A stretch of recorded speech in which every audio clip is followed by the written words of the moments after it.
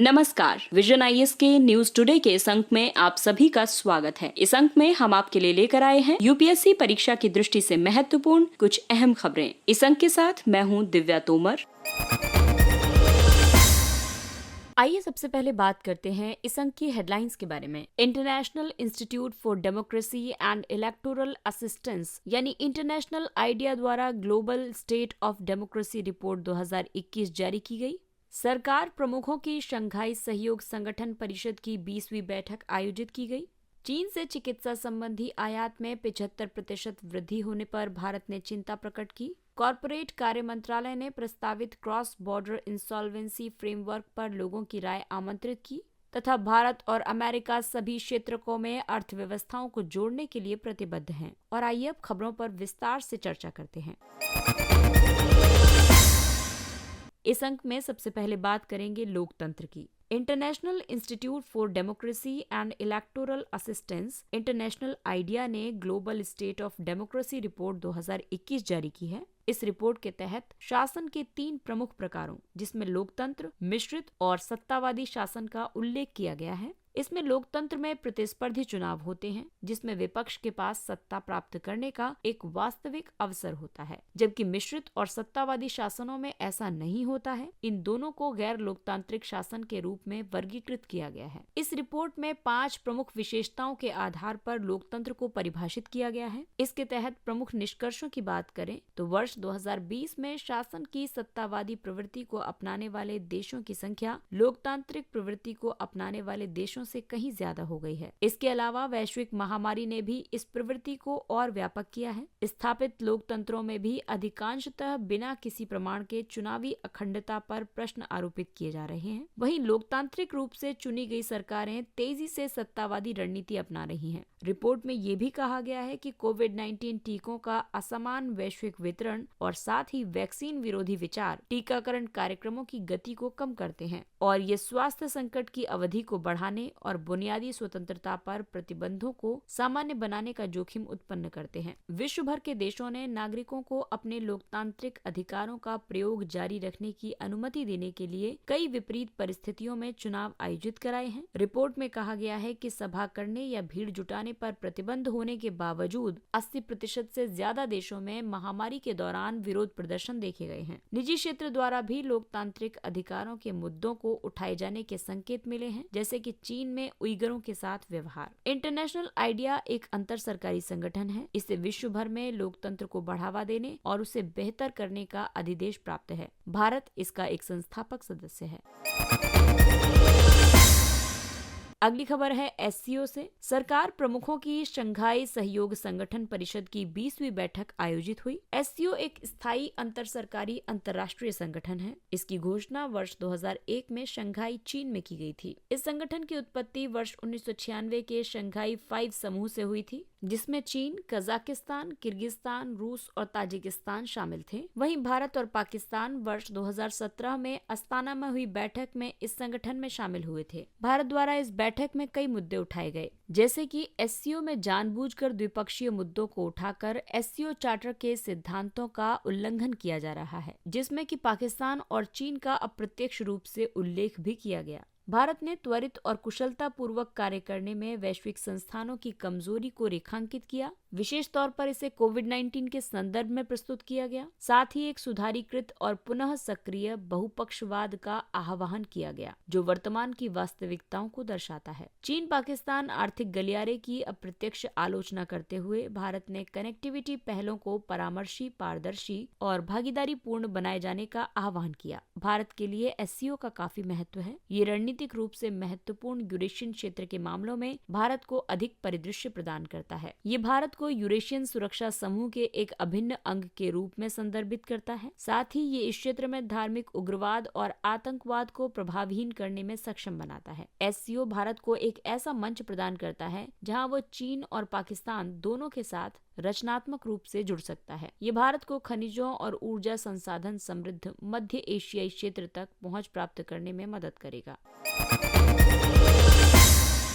चीन से चिकित्सा संबंधी आयात में 75% वृद्धि होने पर भारत ने चिंता व्यक्त की है। भारत द्वारा स्वास्थ्य सेवा क्षेत्र में आत्मनिर्भर होने के प्रयासों के बावजूद मात्र चीन से ही चिकित्सा प्रौद्योगिकी और चिकित्सा उपकरणों का आयात 75% तक बढ़ गया है। वर्ष 2020-21 के दौरान अमेरिका और जर्मनी को पीछे छोड़ते हुए चीन भारत के लिए चिकित्सा उपकरणों का सबसे बड़ा निर्यातक बन गया है। हालांकि अधिकांश वृद्धि ऑक्सीमीटर, नैदानिक उपकरण, डिजिटल थर्मामीटर आदि जैसी महत्वपूर्ण वस्तुओं के आयात की वजह से हुई है। इनकी महामारी के दौरान आवश्यकता थी क्योंकि स्थानीय स्तर पर आपूर्ति में तुरंत वृद्धि संभव नहीं थी। भारत के चिकित्सा उपकरणों के बाजार का मूल्य वर्ष 2020 में 11 बिलियन अमेरिकी डॉलर था। इसके वर्ष 2024 में 65 बिलियन अमेरिकी डॉलर तक पहुंचने की उम्मीद की गई। प्रमुख खंड उपभोज्य और डिस्पोजेबल नैदानिक चित्रण, दंत उत्पाद, अस्थि रोग और प्रोस्थेटिक्स और एड्स रोगी हैं। चिकित्सा उपकरण और आयात में हुई वृद्धि के प्रमुख कारक हैं बढ़ती जनसंख्या, बढ़ती जीवन प्रत्याशा,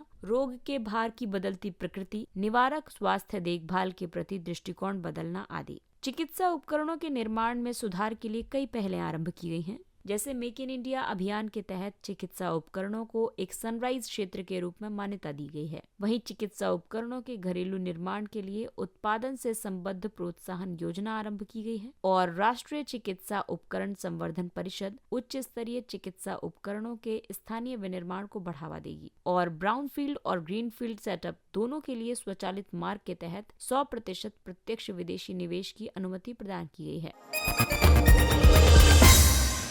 कॉर्पोरेट कार्य मंत्रालय ने प्रस्तावित क्रॉस बॉर्डर इंसॉल्वेंसी फ्रेमवर्क पर लोगों की राय आमंत्रित की। क्रॉस बॉर्डर इंसॉल्वेंसी उन परिस्थितियों को दर्शाता है जिनमें एक दिवालिया देनदार के पास एक से ज्यादा देशों में संपत्ति या लेनदार होते हैं। वर्तमान में इसका निराकरण दिवाला और शोधन अक्षमता संहिता 2016 की धारा 234 और 235 के तहत किया जाता है। धारा 234 केंद्र सरकार को द्विपक्षीय समझौते करने का अधिकार प्रदान करती है। धारा 235 के तहत विदेशी न्यायालयों को अनुरोध पत्र जारी करने वाले न्याय निर्णयन प्राधिकारियों का प्रावधान किया गया है। प्रस्तावित ढांचे के तहत प्रमुख प्रावधान है क्रॉस बॉर्डर इंसॉल्वेंसी के प्रावधानों का कॉर्पोरेट से परे कॉर्पोरेट देनदारों के व्यक्तिगत गारंटी प्रदाताओं तक विस्तार करना, राष्ट्रीय कंपनी विधि अधिकरण और ऋण वसूली अधिकरणों की सभी पीठें क्रॉस बॉर्डर इंसॉल्वेंसी के तहत आवेदनों पर निर्णय सुनाएंगी। इसके अलावा पूर्व निर्धारित दिवालिया समाधान प्रक्रिया का अपवर्जन किया जाएगा। आइए अब आपको बताते हैं कि आखिर क्रॉस बॉर्डर इंसॉल्वेंसी कानून की आवश्यकता क्यों है।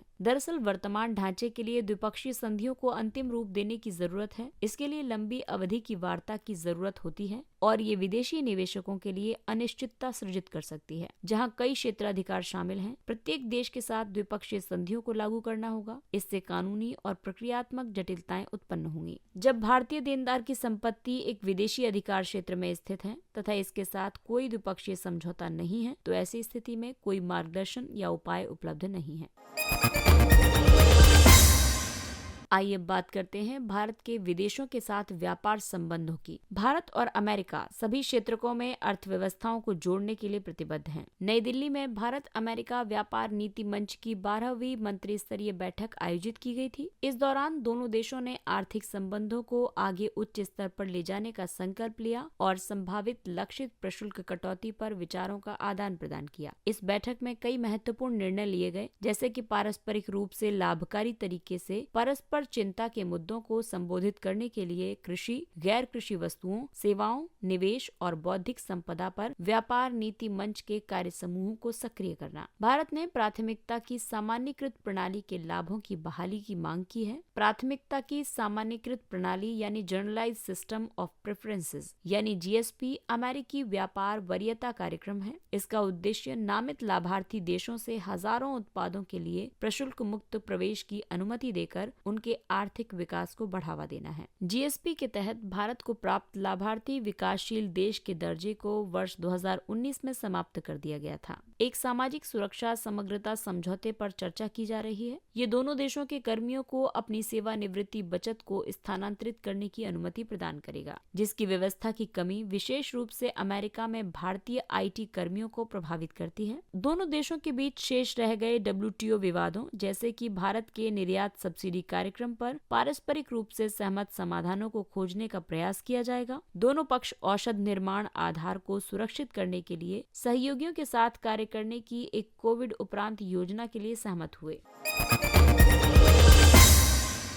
आइए बात करते हैं कुछ अन्य महत्वपूर्ण सुर्खियों की। 3 देशों को विकासशील देशों का दर्जा प्रदान किया गया। संयुक्त राष्ट्र महासभा ने 3 देशों बांग्लादेश, नेपाल और लाओ को कम विकसित देशों की श्रेणी से विकासशील देशों के वर्ग में शामिल किया है। LDCs यानी लीस्ट डेवलप्ड कंट्रीज वे देश हैं जो सतत विकास प्राप्त करने के लिए गंभीर संरचनात्मक बाधाओं से ग्रस्त हैं। ये दर्जा प्रत्येक 3 वर्षों में कई आधारों पर संशोधित किया जाता है। ये आधार हैं प्रति व्यक्ति सकल राष्ट्रीय आय जो कि $1222 या उससे अधिक होनी चाहिए, ह्यूमन एसेट्स इंडेक्स जो कि 66 या उससे ज्यादा होना चाहिए, आर्थिक सुभिद्यता सूचकांक जो कि 32 या उससे कम होना चाहिए। लगातार 2 त्रैवार्षिक समीक्षाओं में 3 में से किन्हीं 2 मानदंडों के लिए क्रमिक वृद्धि सीमा को अवश्य पूरा कर लिया जाना चाहिए। एशिया यूरोप बैठक। उपराष्ट्रपति ने 13वें एशिया यूरोप बैठक शिखर सम्मेलन के प्रथम पूर्ण सत्र को संबोधित किया। SM संवाद और सहयोग के लिए एक अनौपचारिक मंच है। ये संपूर्ण यूरोप और एशिया से 53 भागीदारों को एकजुट करता है। SM वैश्विक जनसंख्या के लगभग 62.3%, वैश्विक सकल घरेलू उत्पाद के 52.2% और वैश्विक व्यापार के लगभग 60% हिस्से का प्रतिनिधित्व करता है। इसका मुख्य उद्देश्य राजनीतिक संवाद को बढ़ावा देने, आर्थिक सहयोग को मजबूत करने और वैश्विक चुनौतियों से एक साथ निपटने के लिए एक मंच प्रदान करना है। अंतर्राष्ट्रीय आपराधिक पुलिस संगठन इंटरपोल। केंद्रीय अन्वेषण ब्यूरो के विशेष निदेशक प्रवीण सिन्हा को इंटरपोल की कार्यकारी समिति में एशिया के लिए प्रतिनिधि के रूप में चुना गया। इंटरपोल एक अंतर सरकारी संगठन है। ये 195 सदस्य देशों के पुलिस बलों के समन्वय में मदद करता है। इसका मुख्यालय फ्रांस के लियोन में स्थित है। प्रत्येक सदस्य देश एक इंटरपोल राष्ट्रीय केंद्रीय ब्यूरो का संचालन करता है। CBI को भारत के राष्ट्रीय केंद्रीय ब्यूरो के रूप में नामित किया गया है। मजदूरी दर सूचकांक WRI यानी वेज रेट इंडेक्स। सरकार ने WRI के लिए आधार वर्ष को संशोधित करके वर्ष 2016 कर दिया है। यह आधार वर्ष 1963-65 वाली पूर्ववर्ती श्रृंखला के स्थान पर आया है। संशोधित आधार वर्ष ज्यादा प्रतिनिधित्व प्रदान करेगा, साथ ही अन्य मानकों के साथ न्यूनतम मजदूरी और राष्ट्रीय निम्नतम मजदूरी निर्धारित करने में महत्वपूर्ण भूमिका भी निभाएगा। नई मजदूरी दर सूचकांक श्रृंखला में विनिर्माण का भारांश 82.57%, खनन का भारांश 11.23% और बागान क्षेत्रों का भारांश 6.20% है। पूर्वोत्तर औद्योगिक विकास योजना नीड्स 2017। नीड्स की अधिकार प्राप्ति समिति ने उत्तर पूर्व में 105 नई औद्योगिक इकाइयों को पंजीकरण प्रदान किया। नीड्स को सिक्किम सहित उत्तर पूर्वी क्षेत्र में औद्योगिक विकास को और अधिक उत्प्रेरित करने और रोजगार तथा आय सृजन को बढ़ावा देने के लिए आरंभ किया गया था। इस योजना में विनिर्माण और सेवा क्षेत्र दोनों शामिल हैं। नीड्स योजना केंद्रीय पूंजी निवेश प्रोत्साहन, केंद्रीय ब्याज प्रोत्साहन, आयकर प्रतिपूर्ति, GST प्रतिपूर्ति, परिवहन प्रोत्साहन और रोजगार प्रोत्साहन आदि प्रदान करती है। सामुदायिक रसोई योजना। केंद्र ने सामुदायिक रसोई योजना की रूपरेखा पर विचार विमर्श करने के लिए केंद्र सरकार के वरिष्ठ अधिकारियों के साथ राज्यों के खाद्य सचिवों के एक समूह का गठन किया है। इससे पहले उच्चतम न्यायालय ने सामुदायिक रसोई पर एक अखिल भारतीय नीति तैयार करने के लिए केंद्र सरकार को 3 सप्ताह का समय दिया था। सामुदायिक रसोई वे संस्थाएं हैं जो निःशुल्क भोजन प्रदान करती हैं और भुखमरी तथा कुपोषण के मुद्दों का समाधान करने में मदद करती हैं। River cities alliance RCA। हाल ही में जल शक्ति मंत्री ने RCA यानी रिवर सिटीज अलायंस का शुभारंभ किया है। RCA नदी शहरों के लिए शहरी नदियों के सतत प्रबंधन के लिए विचार और चर्चा करने तथा सूचनाओं का आदान प्रदान करने के लिए एक समर्पित मंच है। ये 3 व्यापक विषयों नेटवर्किंग, क्षमता निर्माण और तकनीकी सहायता पर केंद्रित होगा। RCA में गंगा बेसिन और गैर गंगा बेसिन राज्यों के शहर शामिल हैं। RCA नदी तट पर बसे शहरों के लिए शासन के पहलुओं को मजबूत करने और बाहरी आर्थिक निवेश को आकर्षित करने के लिए उनकी निवास योग्यता की क्षमता में सुधार करने के अवसर प्रदान करेगा। जलवायु परिवर्तन पर प्रधानमंत्री की परिषद। पिछले 7 वर्षों में पीएमसीसीसी की बैठक नहीं हुई है। प्रारंभ में इसे वर्ष 2008 में गठित किया गया था। इसकी अध्यक्षता प्रधानमंत्री करते हैं। पीएमसीसीसी का गठन जलवायु परिवर्तन के आकलन, अनुकूलन और शमन के लिए राष्ट्रीय कार्रवाई के समन्वय के लिए किया गया था। पीएमसीसीसी में सरकारी और गैर सरकारी दोनों सदस्य शामिल होते हैं। वर्ष 2014 में पीएमसीसीसी का पुनर्गठन किया गया था। ये समिति कई कार्यों पर ध्यान देती है, जैसे कि जलवायु परिवर्तन से संबंधित मुद्दों पर राष्ट्रीय स्तर पर समन्वित प्रतिक्रिया विकसित करना, जलवायु परिवर्तन के आकलन, अनुकूलन और शमन के क्षेत्र में कार्य योजनाओं के निर्माण के लिए पर्यवेक्षण प्रदान करना। अगला है मेटावर्स प्रोजेक्ट्स। हाल के एक अध्ययन ने मेटावर्स प्रोजेक्ट्स में बढ़ती रुचि के मामलों में भारत को शीर्ष 5 देशों में स्थान दिया है। मेटावर्स प्रोजेक्ट ब्लॉकचेन आधारित गेम और एप्लीकेशंस हैं जो एक आभासी परिवेश में संचालित होते हैं। ऐसे game play to earn model का अनुसरण करते हैं, जहां गेमर्स को गेम में शामिल होने के लिए पुरस्कृत किया जाता है। आइए बात करते हैं सुर्खियों में रहे स्थानों के बारे में। Solomon island. ऑस्ट्रेलिया सोलोमन द्वीप में शांति सेना भेज रहा है क्योंकि द्वीप के राजधानी शहर होनियारा में दंगों की वजह से व्यापक अशांति उत्पन्न हो गई है। सोलोमन आइलैंड दक्षिण पश्चिमी प्रशांत महासागर में स्थित मेलानेशिया में एक द्वीप समूह राज्य है। ये भौगोलिक रूप से दक्षिणी और पूर्वी गोलार्ध में है। इसके पड़ोसी राज्य हैं पापुआ न्यू गिनी जो कि दक्षिण पूर्व में है और वानुआतू जो कि इसके उत्तर पश्चिम में स्थित है। इसको आप मैप में देख सकते हैं। सोलोमन आइलैंड पर्वतीय सघन वन वाले ज्वालामुखीय द्वीप समूह, जिनमें से कुछ सक्रिय भी हैं और कुछ निचले प्रवाल एटॉल्स वाला द्वीप है। इसके साथ ही ये अंक समाप्त होता है। अगले अंक में फिर मुलाकात होगी कुछ अन्य महत्वपूर्ण खबरों के साथ। तब तक अपना ख्याल रखिए और 18 वर्ष से अधिक के सभी लोग कोविड के दोनों टीके लगवाएं। इसके अलावा कोविड नियमों का पालन करें, मास्क पहनिए, 2 गज की सुरक्षित दूरी बनाए रखें और हाथ और मुंह साफ रखें। इसके साथ ही विजन IAS की पूरी टीम को दीजिए इजाजत। नमस्कार।